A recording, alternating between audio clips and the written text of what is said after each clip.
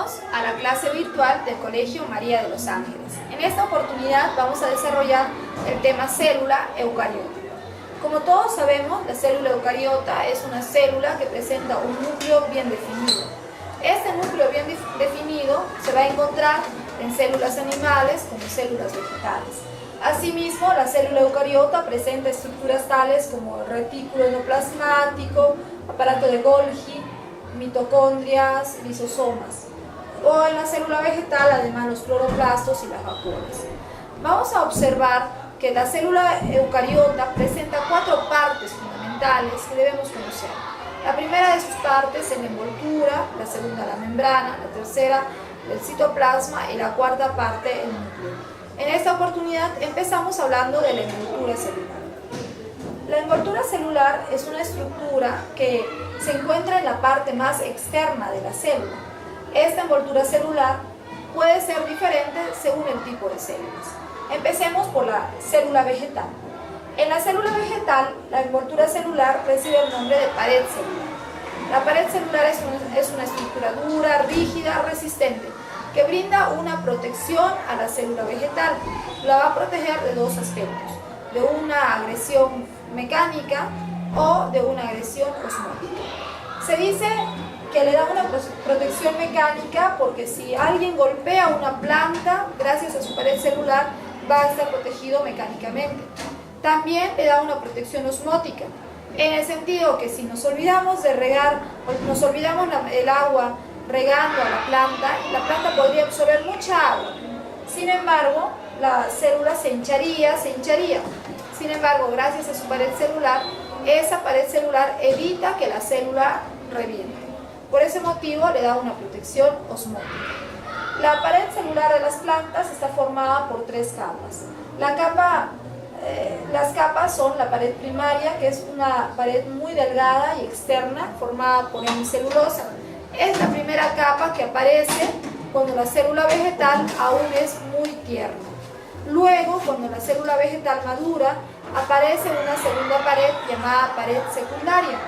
Esta pared secundaria es interna y gruesa y está formada por celulosa. Se van a recordar que es interna, ya que la celulosa es formada por el aparato de Golgi que se encuentra en el interior de la célula. Asimismo, en la parte externa, entre paredes celulares, aparece un espacio que recibe el nombre de lámina media. Esta lámina media está formada por pectina, que es una sustancia gelificante.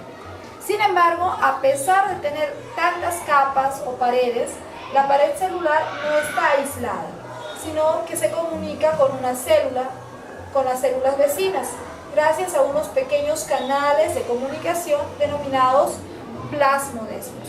Estos canales permiten la comunicación de contenido citoplasmático entre células vecinas. Asimismo, las células animales también presentan una envoltura. Esta envoltura recibe el nombre de glucocáliz. Veamos. El glucocáliz. Bueno, el glucocáliz. Se denomina glucocáliz a los glúcidos que se encuentran en la membrana celular. Estos se van a observar a manera de antenitas que presenta la célula animal. El glucocáliz tiene diferentes funciones. Por ejemplo, funciona como un receptor de membrana. Permite que algunas moléculas puedan ingresar a la célula y la célula lo va a reconocer. Si son hormonas que las necesita o de no serlo, no lo va a permitir el ingreso. Asimismo, permite el reconocimiento celular. En este esquema tenemos unos glóbulos blancos llamados macrófagos. Los macrófagos son células que viajan por nuestra sangre buscando encontrar algún cuerpo extraño, un virus, una bacteria. Sin embargo, los macrófagos no tienen ojos para ver. ¿Cómo hacen para reconocer que algo es un cuerpo extraño? Utilizan el glucocáliz, los glúcidos de su membrana. Con estos van a reconocer que estos cuerpos extraños podrían ser bacterias y en el caso de reconocerlos, inmediatamente los van a fagocitar. Entonces, la función que tiene el glucocáliz para células animales es muy importante. La segunda estructura presente en una célula eucariota viene a ser la membrana celular. Veamos cómo está formada la membrana celular. En este esquema podemos encontrar que la membrana celular está formada por una bicapa de fosfolípidos. Son dos capas de fosfolípidos con proteínas embebidas en la membrana. Este modelo que estamos observando es conocido como el modelo del mosaico fluido, propuesto por Singer y Nichols. La membrana celular, gracias a su composición de la bicapa de fosfolípidos con proteínas embebidas, va a presentar ciertas características importantes. La primera de sus características es la semipermeabilidad.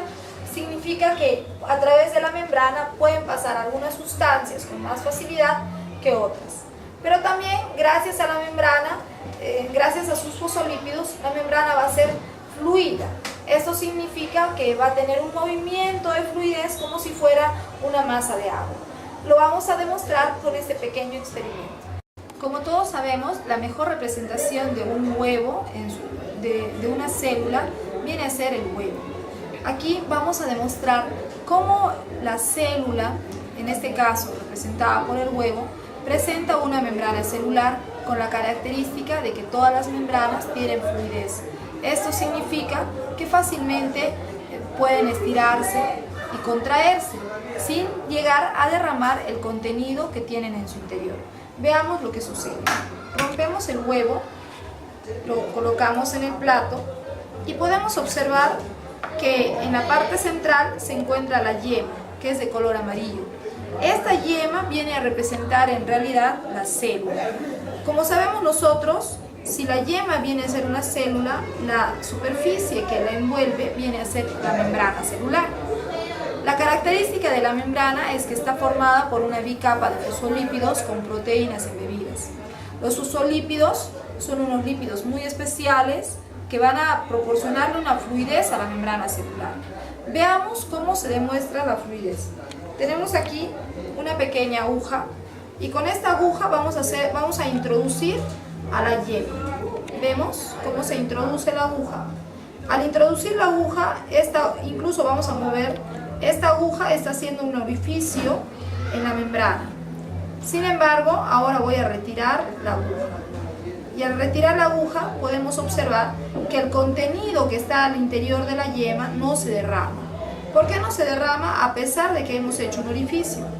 No se derrama porque lo que envuelve a la yema viene a ser una membrana celular. Y esa membrana, inmediatamente retiramos la aguja, por su fluidez, va a cerrar el orificio. Eso es todo. Como hemos podido observar en el experimento, gracias a la fluidez de la membrana, el contenido de la yema no se ha podido derramar. Pero ahora vamos a ver que como la membrana tiene la característica y función de permitir el transporte de sustancias por un transporte selectivo, vamos a ver que tiene dos tipos de transporte. En este esquema estamos observando el transporte pasivo. Se denomina transporte pasivo porque las sustancias podrán pasar a través de la membrana celular sin gastar energía y siempre a favor de la gradiente. ¿Qué significa a favor de la gradiente? Que las sustancias van a ir desde una zona donde hay una mayor concentración de moléculas hasta una zona donde hay una menor concentración de moléculas. Este transporte pasivo puede darse de dos maneras, por difusión simple o también por difusión facilitada. Se denomina difusión simple cuando las moléculas pasan a través de esta que viene a ser la bicapa de fosfolípidos. Según el tipo de molécula que pase, vamos a denominarlo.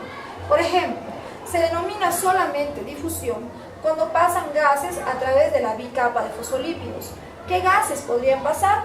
El CO2, el oxígeno y el nitrógeno. Sobre todo, aquí se observa el paso del CO2 y del oxígeno, que sucede en las membranas de los alvéolos pulmonares. También puede darse el paso del agua a través de la bicapa de fosfolípidos. Al paso de agua se le denomina ósmosis. También pueden pasar solutos a través de la bicapa. Entre estos solutos está el etanol, está la urea, el ácido úrico. Este paso se llama diálisis y es muy importante, una de las funciones más importantes que realizan las membranas de las células de los riñones. También existe la difusión facilitada. Se llama facilitada porque aquí las moléculas van a pasar con ayuda de las proteínas transmembranosas. Por ejemplo, esta difusión facilitada puede darse por proteínas canal. Son proteínas globulares que tienen un canal en medio y a través de esos canales pueden pasar algunos iones, como los iones de hidrógeno, y siempre que se cumpla la condición de que vayan a favor de la gradiente y no gasten energía. También se puede dar la difusión facilitada a través de proteínas transportadoras llamadas permeasas. Un caso muy representativo es el paso de la glucosa, que es un azúcar importante que debe ingresar a nuestras células para proveernos de energía. Dentro de todos estos tipos de transporte pasivo, cabe destacar la ósmosis. ¿Recuerdan qué era la ósmosis? Es el paso del agua a través de la membrana.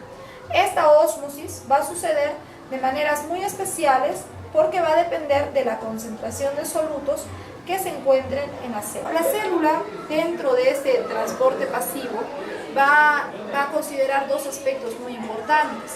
El aspecto del paso del agua, que es la ósmosis. Y se sabe que esta ósmosis está relacionada con la concentración de solutos que tenga la célula. En ese sentido, vamos a ver los casos de cómo se mueve el agua, cómo ocurre la ósmosis según la concentración de solutos.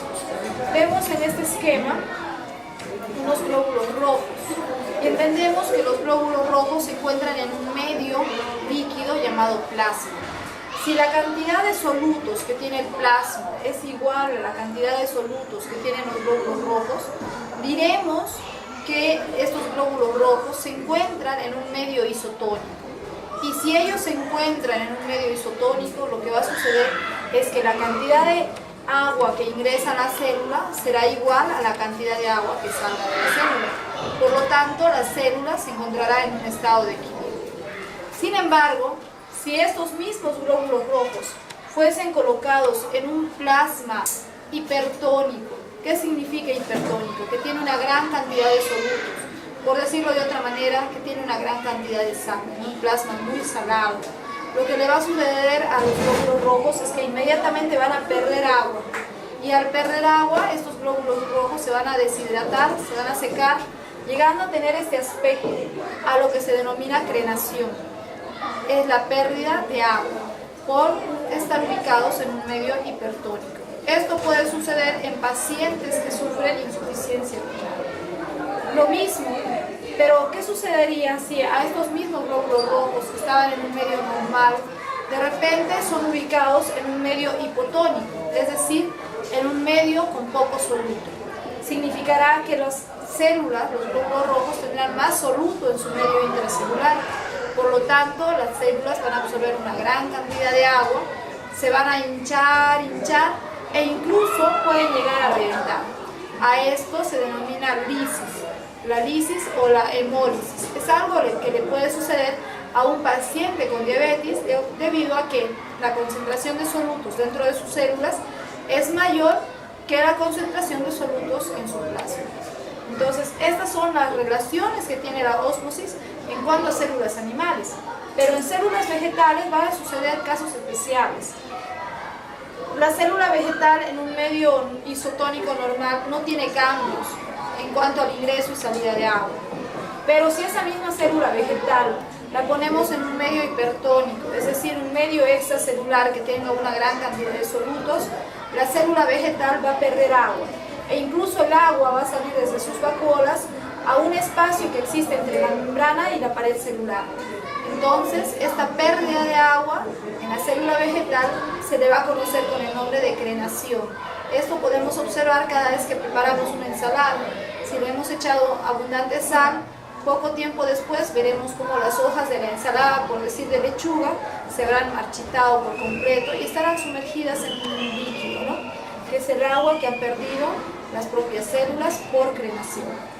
Sin embargo, si esa misma célula vegetal es colocada en un medio hipotónico, es decir, un medio que tenga poco soluto, la célula vegetal va a absorber agua, se va a hinchar, sin embargo no llega a reventar.